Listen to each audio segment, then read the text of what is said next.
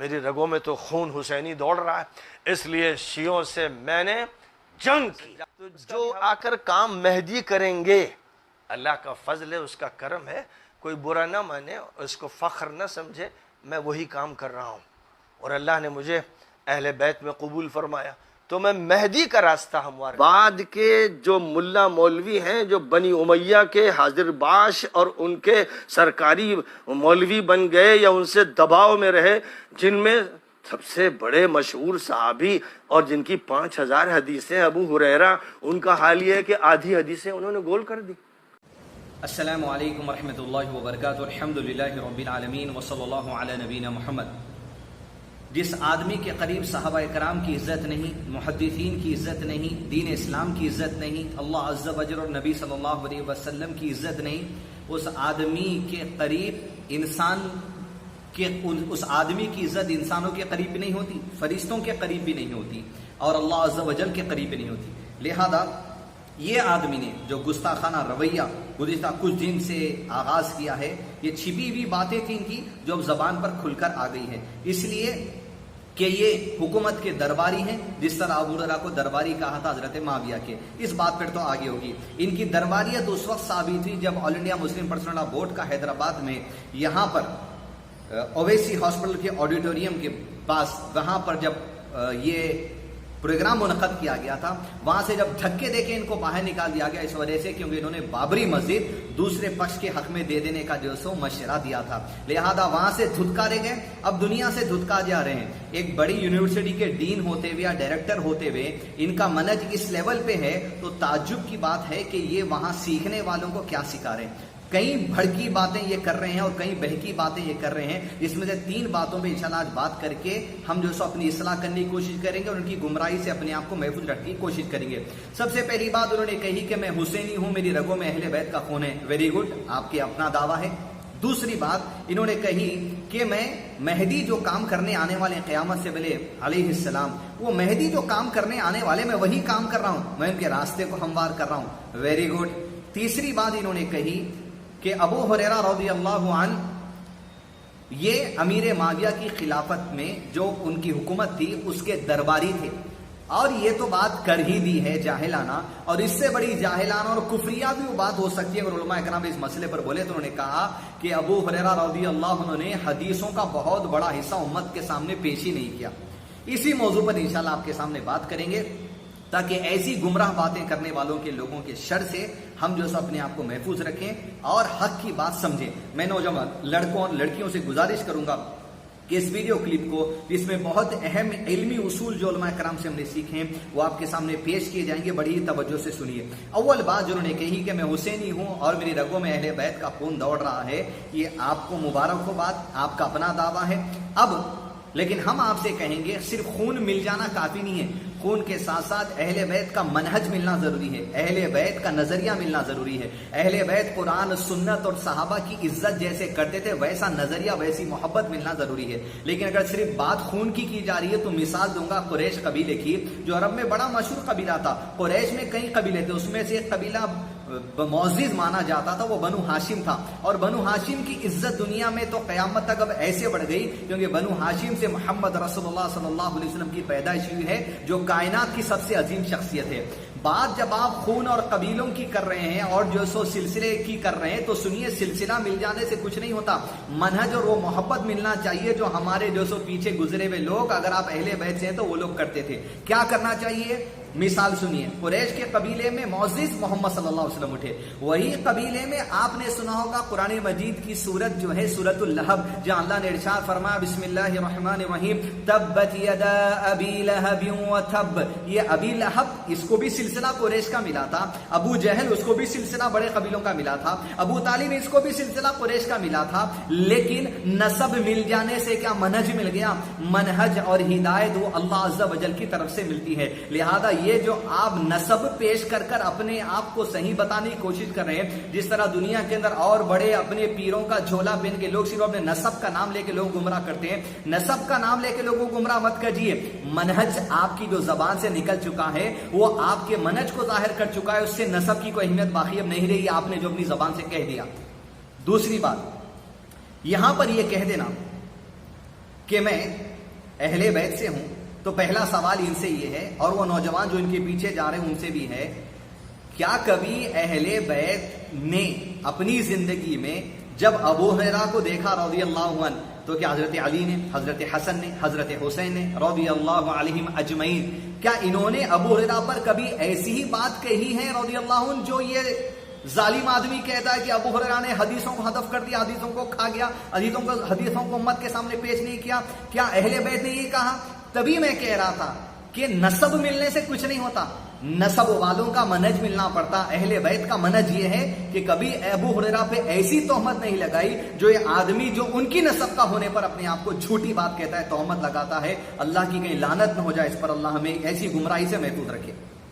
دوسری بات، یہ بات کہہ دینا کہ ابو ہریرہ نے حدیثوں کو حذف کر دیا، امت سے چھپا لیا، یہ اللہ پر تہمت ہے، یہ نبی صلی اللہ علیہ وسلم پر تہمت ہے، یہ دین اسلام پر انگلی اٹھانا ہے، یہ صحابہ کرام پر انگلی اٹھانا ہے، یہ اہل بیت پر انگلی اٹھانا ہے۔ ایک ایک کر کے مختصر وقت میں سنیں انشاءاللہ۔ سب سے پہلی بات، اللہ پر انگلی اٹھانا کس طرح ہے؟ جب نبی صلی اللہ علیہ وسلم مدینے میں آئے تو مدینے میں کچھ لوگ ایسے تھے جو دل میں تو ایمان نہیں تھا، زبان پہ ایمان لے کر آتے تھے، انہیں منافق کہا گیا۔ یہ جب نبی صلی اللہ علیہ وسلم کی موجودگی میں، نبوت کے دور میں جہاں وحی کا نزول ہو رہا ہے، کوئی بھی غلطی ہوتی ہے یا کوئی شخص اپنے دل میں نفاق چھپا کر ہوتا ہے، زبان سے اسلام کہتا ہے، تو اللہ تعالیٰ عرش سے وحی کے ذریعے اطلاع دیتے ہیں کہ اللہ کے نبی صلی اللہ علیہ وسلم یہ منافق ہے۔ تو اللہ عز و جل نے یہ اصول بنا لیا تھا اپنے لیے، اللہ کے نبی صلی اللہ علیہ وسلم کی مدد کرنے کے لیے ہر ظالم کو کھول کر رکھتے تھے۔ مسجد زرار میں میٹنگ چل رہی تھی، مسجد زرار کو توڑنے کا حکم دیا گیا اللہ عز و جل کی طرف سے۔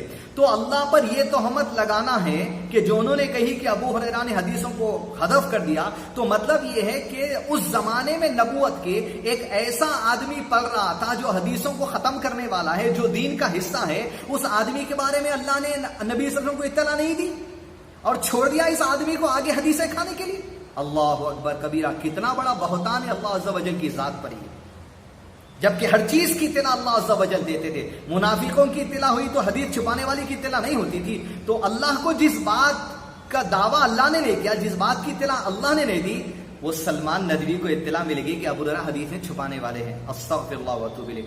دوسری بات، اللہ کے نبی صلی اللہ علیہ وسلم پر تہمت لگانا اس اعتبار سے ہے کہ ابو ہریرہ وہ ہیں رضی اللہ عنہ جو 1000 سے زیادہ احادیث ڈائریکٹ اللہ کے نبی صلی اللہ علیہ وسلم سے سیکھے، 4000 سے زیادہ احادیث کو یاد کر کے امت تک روایت کیا، کتب ستہ میں سب سے زیادہ احادیث روایت کرنے والے ہیں۔ اللہ کے نبی صلی اللہ علیہ وسلم نے ان کے لیے خاص دعا کی تھی۔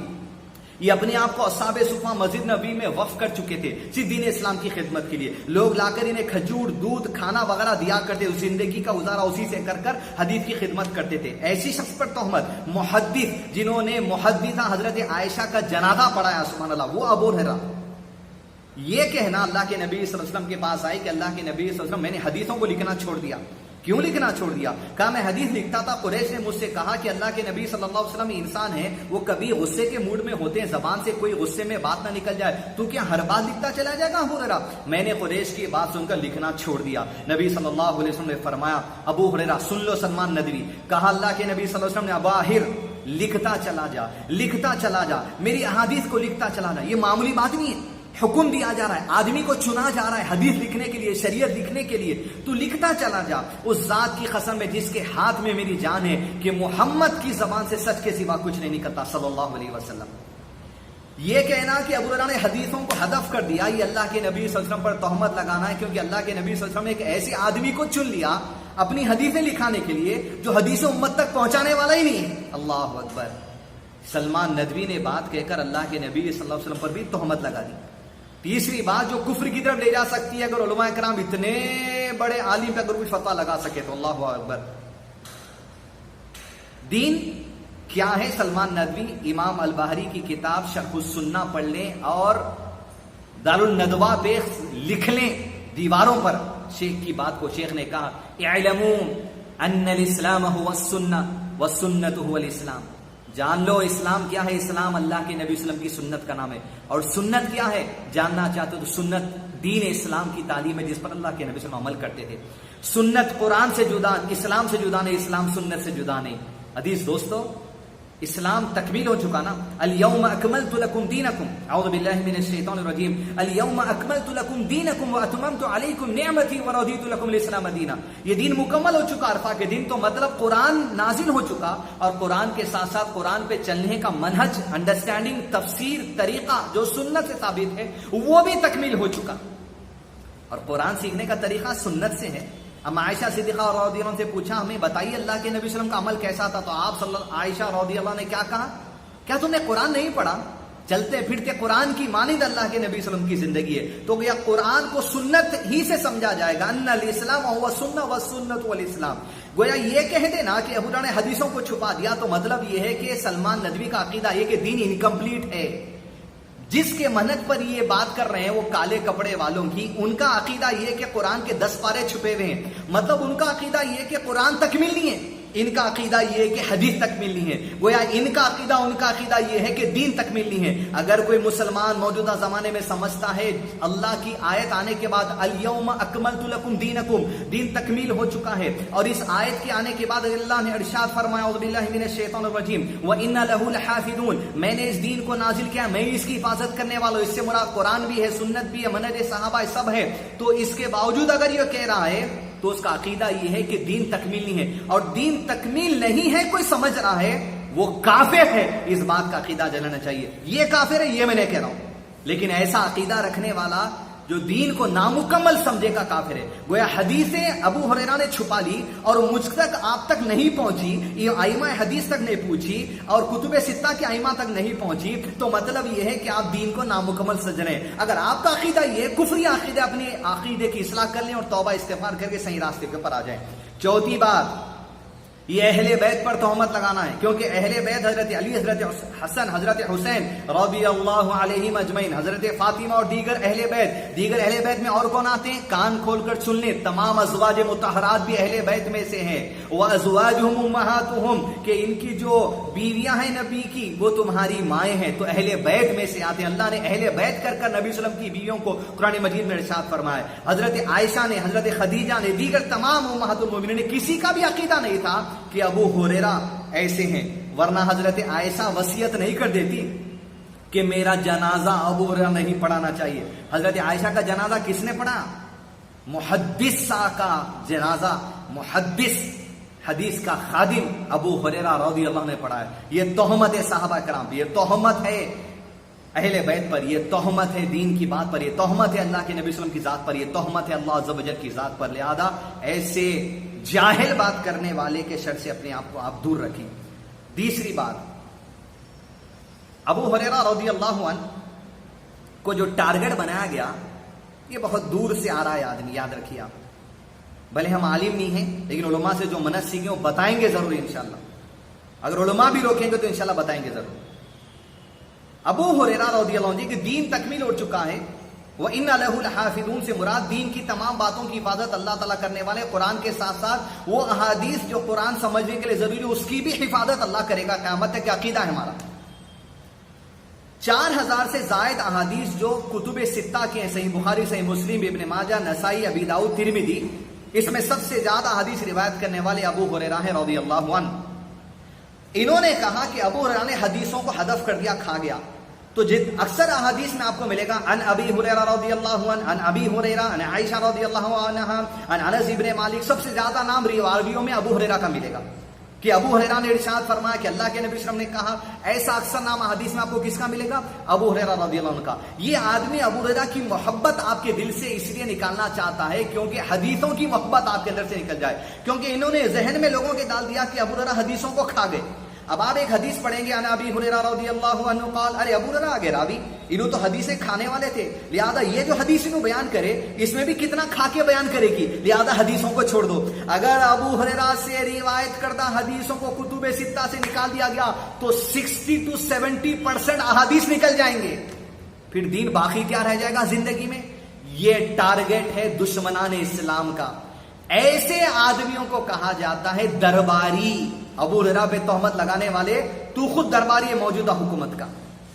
اس لیے کہ شیعوں نے حضرت عائشہ پر ایسی تہمت لگائی، یہ کہا کہ حضرت عائشہ کے اوپر تہمت باندھنے کے لیے غلط رزید گھڑ کر لائے، یہ کہہ کر کہ اما عائشہ کہتی ہیں جب اللہ کے نبی صلی اللہ علیہ وسلم کے بیٹے عبداللہ کا انتقال یا ابراہیم کا انتقال ہوا، آپ غمزدہ کیوں ہوتے ہیں؟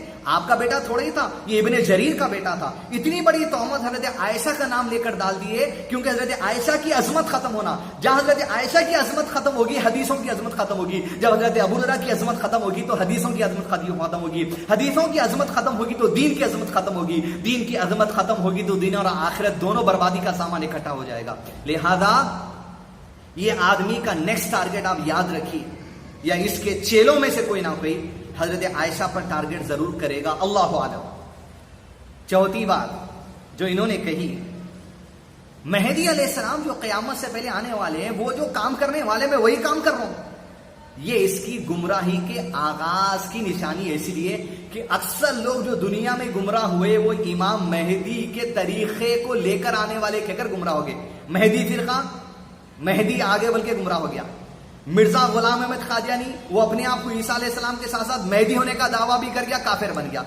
کئی لوگ اب ان کی باری دکھ رہی، اللہ ان کو گمراہی سے بچے، ہم سب کو بھی بچے. انہوں نے کہا مہدی جو طریقہ لے کر آنے والے میں وہی طریقے پہ جا رہا ہوں اور ان کی راہ ہموار کر رہا ہوں. یہ تو یہ بات ہو گئی جیسے مرزا غلام احمد قادیانی کہتا ہے میں نبی نہیں ہوں، مگر نبی کی بات پہنچانے والا ایک سیکنڈ کیٹیگری کا نبی ہوتا ہے، میں وہ نبی ہوں. تو مہدی جو آنے والے ہیں تو سیکنڈ کیٹیگری کے مہدی یہ دعویٰ بھی کر دے رہے.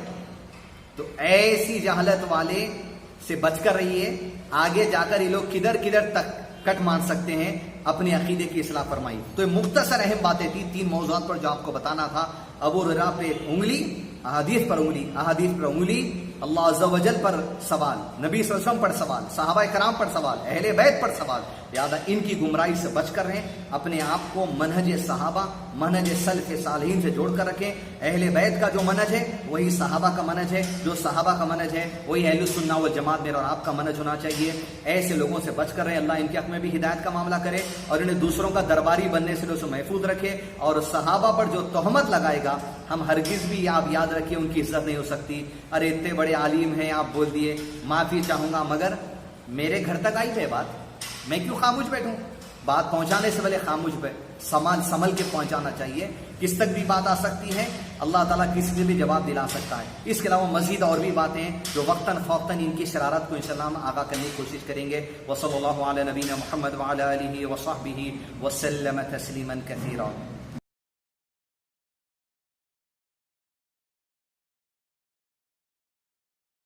سلام سلام سلام سلام سلام سلام سلام سلام سلام سلام سلام سلام